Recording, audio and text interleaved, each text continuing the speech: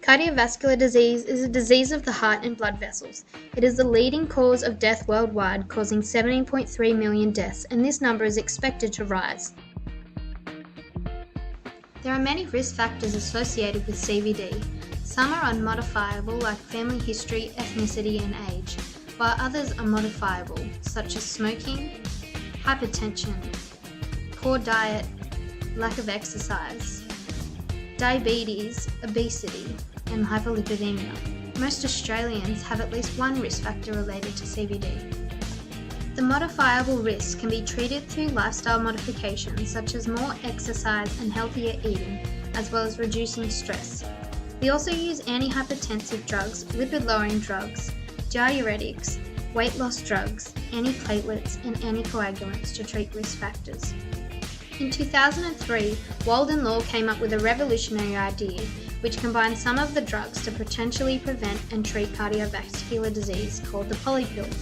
The initial idea was to include 3 blood pressure lowering drugs of different classes to reduce ischemic heart disease and stroke. It was hypothesized that a polypill can be prescribed without monitoring risk factors. Many combinations have been trialled which contain a combination of aspirin, thiazides, statins, beta blockers, and ACE inhibitors. The antihypertensive drugs in the polypill all vary in their mechanism of action. Beta blockers' mechanism of action is largely unknown, but it may include reducing cardiac output, inhibiting renin release, and reducing sympathetic activity. Calcium channel blockers block L-type calcium channels, reducing peripheral resistance and cardiac output. ACE inhibitors competitively inhibit angiotensin-converting enzyme, reducing cardiac load and arterial pressure. Angiotensin II receptor antagonists competitively block angiotensin II at its receptor, causing vasodilation and inhibiting aldosterone secretion. Thiazide diuretics inhibit sodium chloride symports in the distal tubule, causing increased fluid loss into urine and therefore decreased plasma volume. Other drugs in the polypill are statins and aspirin. Statins work by inhibiting hepatic cholesterol synthesis, which decreases blood lipids. Aspirin is an antiplatelet, which inhibits COX-2 irreversibly. Multiple combinations of drugs have been trialled in various polypills. Here are just a few for example. One trialled polypill was named the Polycap. It contains simvastatin, aspirin, hydrochlorothiazide, atenolol, and ramipril. A second trial used aspirin, elamopril, atorvastatin, and hydrochlorothiazide. A third trial combined aspirin, lisinopril, simvastatin, and hydrochlorothiazide. Lastly, a fourth combination included lorstatin, hydrochlorothiazide, amlodipine, and simvastatin.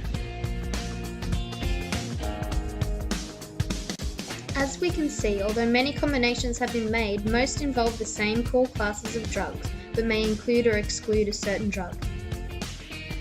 There are both advantages and disadvantages associated with the polypill. The advantages are better patient compliance, the ability to treat multiple risk factors in one, reduction of the risk of ischemic heart disease and stroke, and the lower price tag. The disadvantages include a lack of evidence suggesting that the polypill will reduce CVD effects. The side effects of the combinations are not documented, and the long-term adverse effects are unknown. The drug formulations are complex, and it is difficult to predict the drug's interactions and pharmacokinetics. It may also breed a new level of laziness, allowing people to abandon a healthy lifestyle, and cause unnecessary prescribing behaviours, as it will be easier to give the polypill and potentially treat non-existent risk factors.